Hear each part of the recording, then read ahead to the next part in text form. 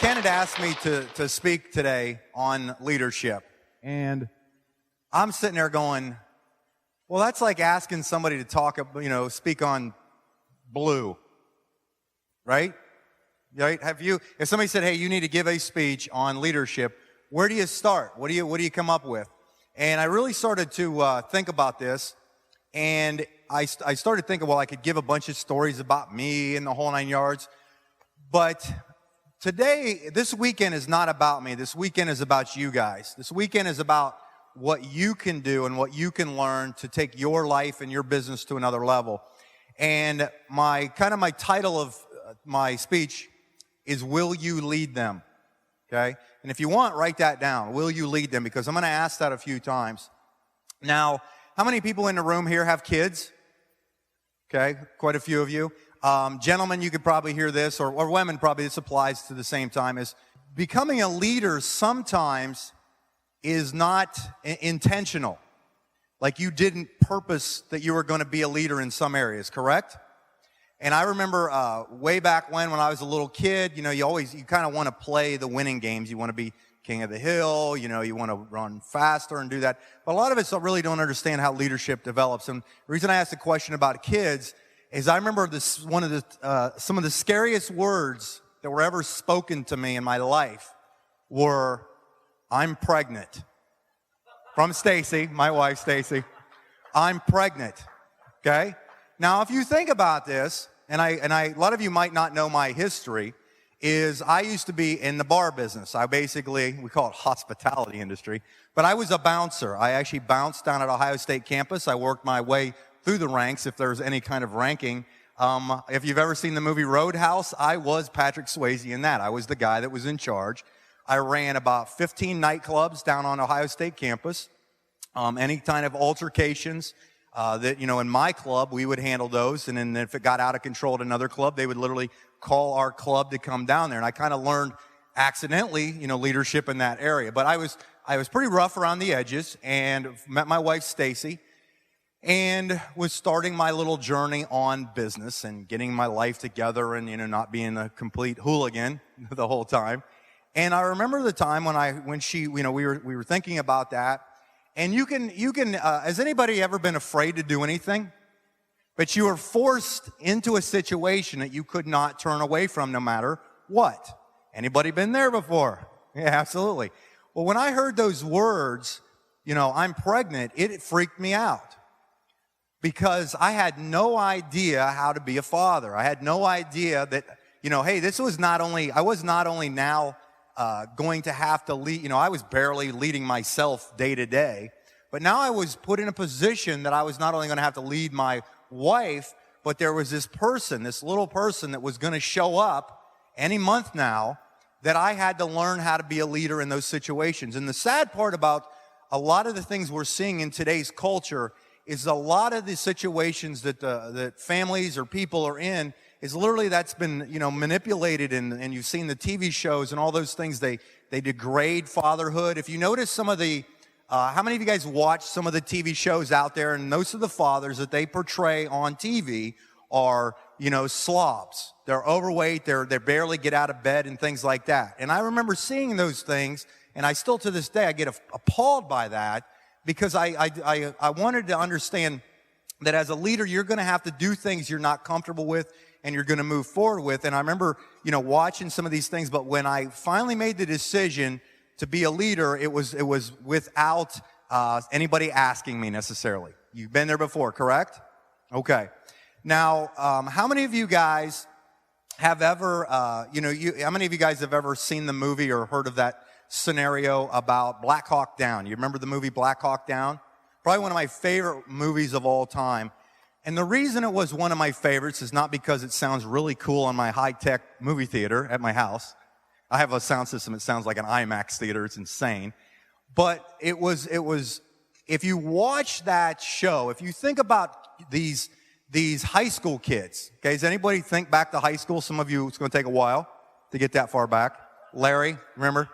But if you think back to high school, that you had, everything was going great for you. You could pretty much do what you wanted, right?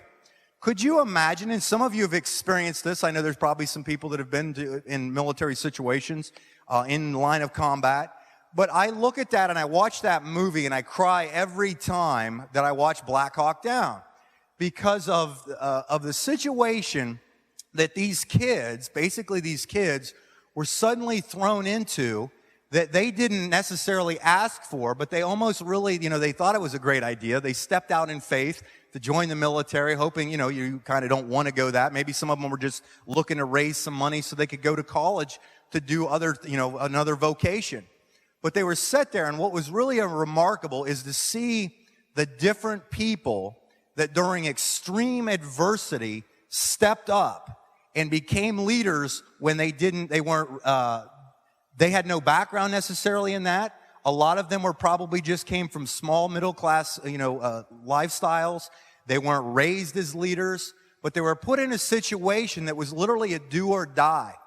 Now, not to be too extreme with that, but I believe that a lot of times what you guys are in and the things that we do in this type of business takes the same kind of strength and the same kind of faith that you have to, a lot of us are put in financial situations that are complete mistakes. I mean, to think about what Ken has gone through is absolutely remarkable, okay? I've been in situations myself where I know I didn't do anything wrong, but all of a sudden just circumstances that were beyond my control put me in a situation that it was like put up or shut up, that I had to step up and become a leader in those areas. Another great person, another great story to kind of help you reflect on this point of, will you lead them, is Moses. Anybody ever heard of Moses? Okay, Moses out of the Bible. I'm really fascinated at a lot of the business principles I pull out of the Bible. That really gets me interested in reading a lot of times, is because I can relate to these things. And in case you didn't know this, but it's not the Charlton Heston Moses that we all see a lot of times. Moses literally did not necessarily want to be this leader. He was put in a situation, things were going good, and he was actually in Pharaoh's palace. He had it going great. I mean, he had plenty of money, he had lots of things to eat, and so on. But something at one point touched his heart so much that his whole life got changed, that he had a completely new calling, okay? That he had a completely new calling that he didn't know where to go. And if you didn't know this, Moses actually, in fact, had a speech impediment. He really wasn't a good, orator, I guess you could say. And it says in there that he took on so much responsibility. Could you imagine the responsibility of not having any background in this necessarily, but all of a sudden you're now put in front of an entire nation of people that are looking to you for leadership? So my question to you that I want to keep repeating is, will you lead them? Okay, because I'm trying to give you some stories, and I'm going to get to my full point here. The question you should always ask yourself is, are you in it for you, which is fine. You should, at first you gotta, they say when the oxygen masks drop out of a plane, you stick them on who first? You. Okay, so there's nothing wrong with that. Don't have any condemnation that, hey, I just joined because I want to get my bills paid. But at some point, you're going to be put in a situation, good or bad, that you're going to be called upon, that someone is going to look to you for edification. Someone's going to look to you for direction. Somebody's going to look for you to encourage them and be there. My question to you is, will you lead them? Thank you. Somebody's finally getting it. Will you? Thank you, Mary. Okay. Will you lead them? Now, one of I could guarantee you this, the most impactful person in my life, man, here it comes. The person that's impacted me the most is my pastor, okay? Because he accepted me when no one else really would. I mean, I really thought that a church would have had a sign on there with my face that had the little red line that went through it. And I'm not kidding. Because of the stuff that I had done, the things I had said, the words that had come out of my mouth back in those days. But I didn't know. And it was this gentleman, and the most amazing thing to me was that I would hear his stories from the pulpit, about how he was very shy. He had graduated like a 1.2 grade point average, something ridiculous. He was absolutely terrified, but God had a calling on his life to be a pastor. And he obviously probably was petrified, okay, because he didn't want to be a pastor. That would have him have to stand in front of people and learn how to speak. He didn't want to have to take on the responsibilities of a lot of people, okay? But he eventually answered that call. And I look today at what my pastor has done. It is absolutely remarkable.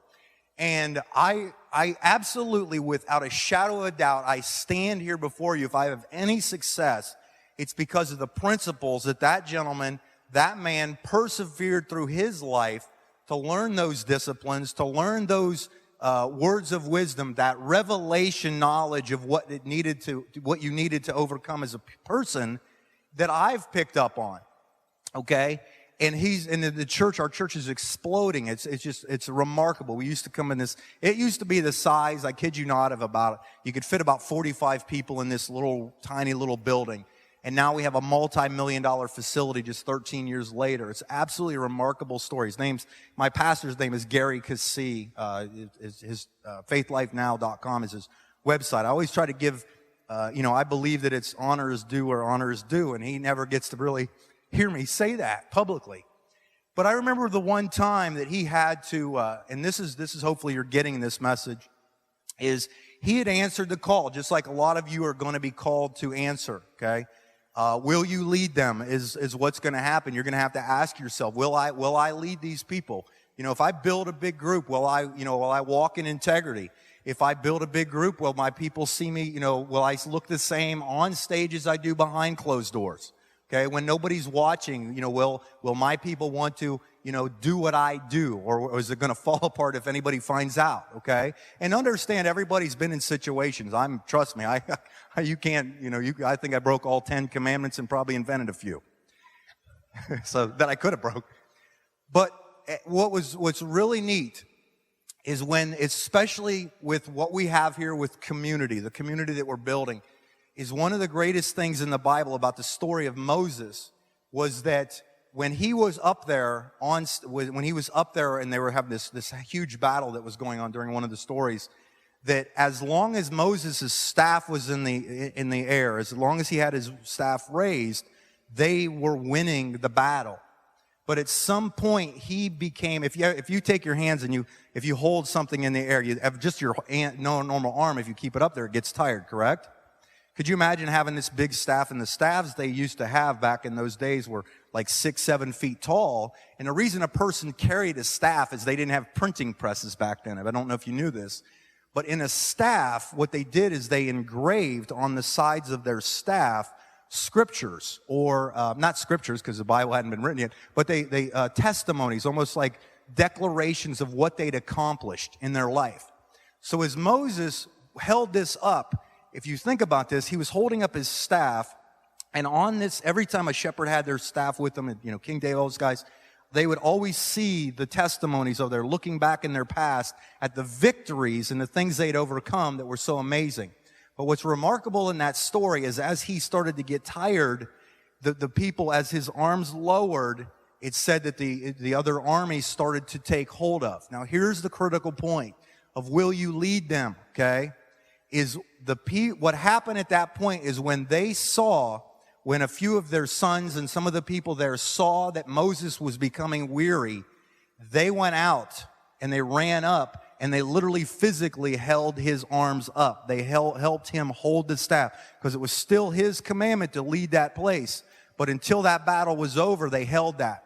You're going to be put in situations throughout your life that you're going to be called upon to be a leader when you don't want to be, when you get tired and when you get weary, okay? You have to understand that that's the power and the strength behind what we have here as a community. It's a safe haven for you to come as you are, that you don't have to be an expert in any field. You don't have to be polished and professional. We'll work on that. Trust me, if you could see some of the bar pictures I had from the day, you would go, like that. Some of my bar buddies, they inbox me on Facebook or they'll tag me in video photos, and I just start busting out laughing. But when you're called upon that, will you lead them? Okay, will you lead them? Thank you, Mary. Okay. You will, because you're going to understand that that's what it's going to take to go to the next level. Everybody has their own story. Everybody has their own issues. Everybody has the ability to be a leader in certain areas. But as you continue to work on those disciplines of reading the books, hearing the stories, watching the people on stage, interacting with people out there, you'll understand that everybody's a human being. Everybody wants a hug. Everybody wants to be recognized. Everybody wants to be part of something special, okay? Will you lead them is something that you should have just in your heart, not necessarily in your head. If it's in your heart, you will go through the adversity to see people win. If I was to point people out in a crowd, I can guarantee you there's people here that right now you don't believe in your heart of hearts that you can be a champion, and I'm here to tell you you're wrong in that area. I challenge you right now that you take it upon yourself that this is the day that you declare that you are a leader. Like it or not, you're going to lead to the best of your ability. Not one person that had a victory in the Bible, typically, if you really read it and you get revelation of it, all the people that were really the ones that were edified in the Bible had the worst pasts. Murderers, slanderers, tax guys. No tax guys in here right anyhow, but not to point your tax guys out, but geez, Louise. But if you go through and look at it, and what it was is they got to a point in their lives that they had to be humbled and showed humility. And it says that, that when you're weak, I am strong. And that, there's a great verse there. And that's what you guys all have the ability to do. This is the day that if you walk out of here, I just saw my mom back there.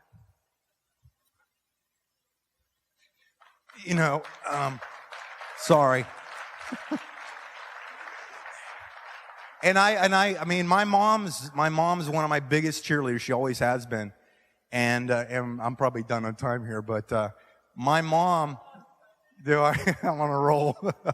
But I remember when I was little, my mom always encouraged me. I was a real short kid. I used to come home crying all the time, and Mom would just always hug me and give me just, encouragement. She helped me start my own business. I sold tattoos in 5th grade.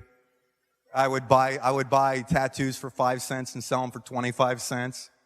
And she would encourage that until the principal finally called and said all these parents are mad because there's tattoos all over these kids. They were the really cool kind. If you had to have baby oil to take them off, they were awesome. So then I switched over to selling beer cans. It's always cool when a 5th grader walks in with beer cans to school, starts a beer can collecting business. But Mom always encouraged me through all that. And, I look back on these things, and I just want you guys to understand that we're no different. Anybody up on this stage has all gone through things. I mean, I just admire the leadership we have in this community, and what you guys are about to embark on is this is literally, I truly believe that there's been a lot of adversity to try to come against an event like this, because this is a new beginning for a lot of you. A lot of you are in situations right now that you maybe have shared with people, maybe you don't, and I totally understand it. I get that stuff. But today is the day that you can understand that you're not by yourself, that we can win this together, that we can accomplish greater things than we've ever thought possible, and together each one's going to win. And my last question to you is, will you lead them? All right. Thank you, guys. Appreciate you. Have a great evening.